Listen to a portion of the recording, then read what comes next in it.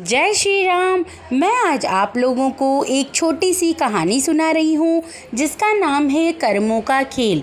एक बार बहुत ही अमीर व्यक्ति रास्ते से जा रहा होता है तो उसकी नज़र पास ही स्थित एक राम भगवान के मंदिर पर पड़ती है तो उसके मन में दर्शन करने का भाव आता है।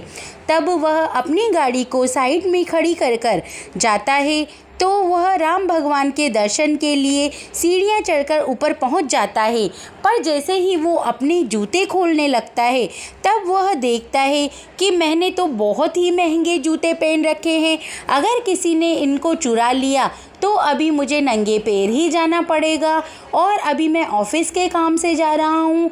तो वह यह सोचकर असमंजस में पड़ जाता है कि मैं जूते खोलूँ या ना खोलूँ, दर्शन करने जाऊँ या ना जाऊँ।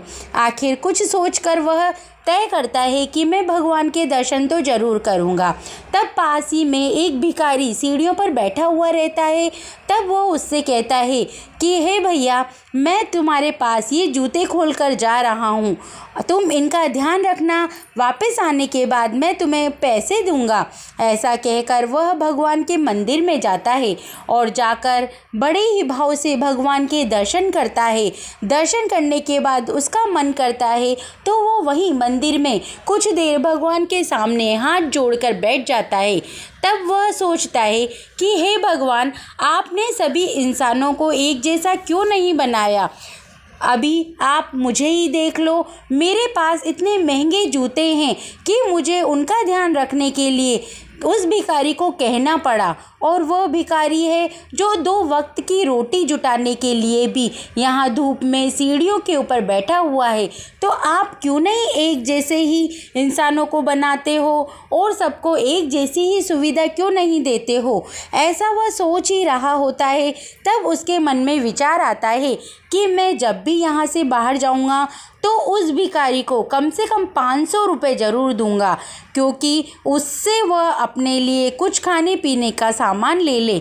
ऐसा सोचकर वह भगवान को धन्यवाद देकर वहाँ से उठकर आता है। पर जैसे ही वो देखता है वहाँ पर न उसको वह भिखारी दिखाई देता है और न ही अपने जूते।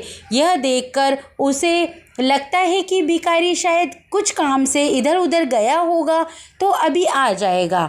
तब वह वहाँ पर थोड़ी देर उसका इंतज़ार करता है पर न भिखारी आता है और न ही उसके जूते। तब वह थोड़ी देर इंतज़ार करके अपनी गाड़ी की तरफ बढ़ जाता है। तब उसको पता चलता है कि वो मेरे जूते तो चोरी हो गए, वो भिखारी उसको लेकर चला गया, पर मैंने तो अपने मन में उसे वैसे ही 500 रुपये देने की सोचा था, पर अब क्या कर सकते हैं, उसके भाग्य में 500 रुपये थे ही नहीं। ऐसा सोचकर वह अपनी गाड़ी में बैठकर जाता रहता है। तभी थोड़ी दूर पर एक जूते चप्पल की दुकान वाला बैठा रहता है।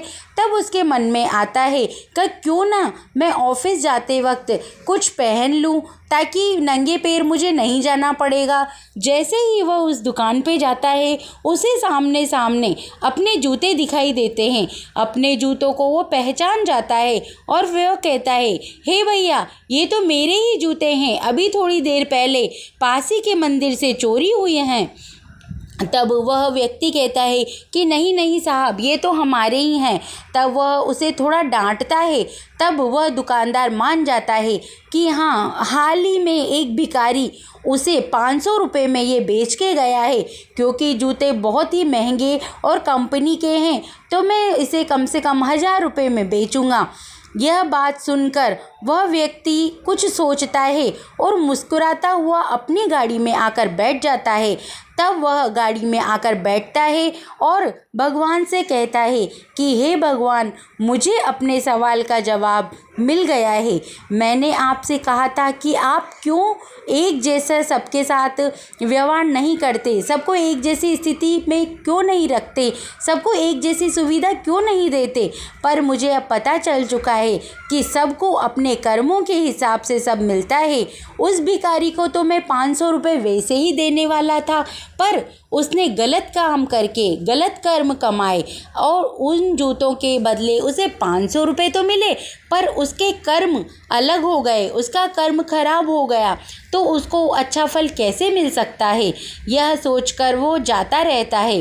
तब इस छोटी सी कहानी के जरिए मैं आप लोगों से ये कहना चाहती हूँ कि भगवान हमेशा सबको सबके अपने अपने कर्मों के हिसाब से सुविधा और सब प्रदान करता है। जिसने जैसे कर्म किए हैं उसको वो भोगने ही पड़ते हैं। इसलिए अच्छे कर्म करें और अच्छा फल पाएं। धन्यवाद। अगर आप लोगों को ये छोटी सी कहानी पसंद आई हो तो कमेंट करके ज़रूर बताएं। धन्यवाद।